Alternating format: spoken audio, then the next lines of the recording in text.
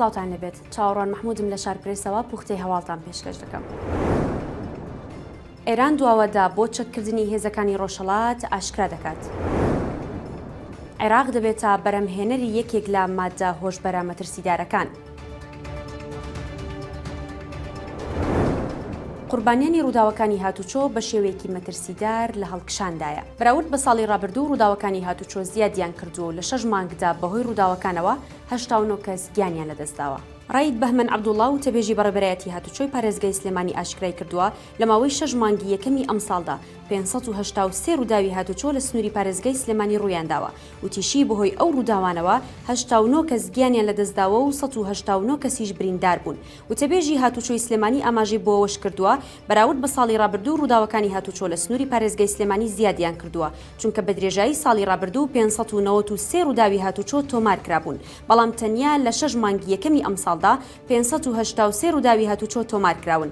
ئەمەش لە کاتێکدایە ساڵی ڕابردوو زیاتر لە 3700 ڕووداوی هاتوچۆ لە هەرێمی کوردستان ڕوویاندا بوو بەهۆیانەوە 450 کەس گیانیان لەدەستداوە و زیاتر لە 7300 کەسیش بریندار ببوون.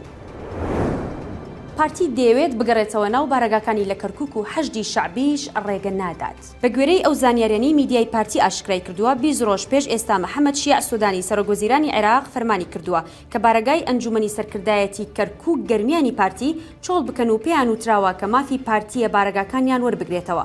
دوای ئەو زانیاریانەی پارتی ئاشکرای کرد لە کەرکووک خۆپیشاندان دژی ڕادستکردنەوەی بارەگاکانی پارتی لە شەوی ڕابردووە دەستی پێکردووە و خۆپیشاندەران خێمەیان لەسەر ڕێگای کەرکووک سلێمانی هەڵداوە. سەرچاوەیەک بە شارپرێسی ڕاگەیاند لە شەوی ڕابردووەوە بەشێک لە هاوڵاتیانی کەرکووک و هێزەکانی حەشدی شەعبی لە دژی ڕادستکردنەوەی بارەگاکانی پارتی بەو حیزبە خۆپیشاندانیان دەست پێ کردووە و جەخت دەکەنەوە نابێت پارتی بگەڕێتەوە و ئەوانیش بارەگاکان چۆڵ ناکەن. پارتی 33 بارەگای لە کەرکووک هەیە و لە دوای ڕووداوەکانی 16 ئۆکتۆبرەوە زۆربەیان چۆڵ کراون. عێراق بووەتە بەرهەمهێنەری یەکێک لە مادە هۆشبەرەکان بەریتانیا و ئێرانیش هۆشداری دەدەن. بە گوێرەی راپۆرتێکی ئاژانسی ئەسۆشیێتد پرێس حکوومەتی بەریتانیا نیگەرانی خۆی دەربڕیوە لەوەی عێراق ببێتە بەرهەمهێنەری حەبی مادەی هۆشبەری کەپتاگۆن. راپۆرتەکە باسی لەوەش کردووە لە مانگی ڕابردوودا دەسەڵاتدارانی عێراق بوونی کارگەیەکی بەرهەمهێنانی کەپتاگۆنیان لە عێراق لە پارێزگایەکی تەنیش سنووری سعودیە ئاشکرا کرد کە بازارێکی بەناوبانگی ئەم حەبەیە. ئەوەش لە کاتێکدایە لە چەند ڕۆژی ڕابردوودا محەممەد مەسعود زاهیدان بەرپرسی پێشووی پۆلیسی دژە مادەی هۆشبەر لە ئێران ڕایگەیاند شەپۆلی بەکارهێنانی کەپتاگۆن لە عێراق بەرهەم دەهێنرێت کە تازە لە ئێران دەستی پێکردووە دەبێت لەو بارەیەوە وریابین.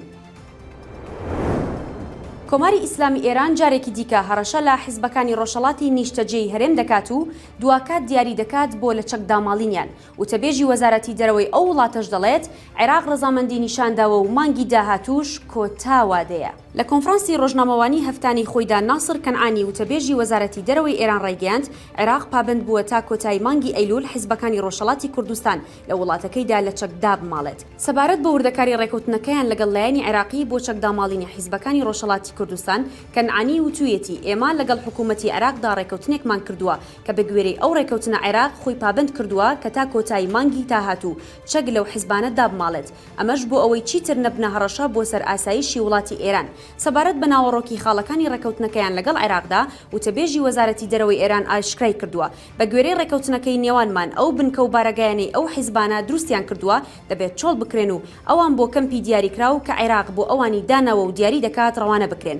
ناوەڕۆک و دەقی ئەو ڕێکەوتنەش بە بەرپرسانی هەرێمی کوردستان دراوە و پێیان ڕاگەیەندراوە کە پێوەی پابند بن و نابێت چیتر ئەو وادەی دیاریکراوە درێژ بکرێتەوە و تەبێژی وەزارەتی دەرەوەی ئێران ئەوەشی وتووە لە ئێستادا پەیوەندی ئێمە لەگەڵ هەرێمی کوردستان پەیوەندێکی ئەرێنی و باشە و بەردەوامی هەیە و هیوادارین ئەم خاڵە ڕەشەش لەسەریان نەمێنێت لە پێناو درێژەدان بە پەیوەندیەکانی نێوانمان.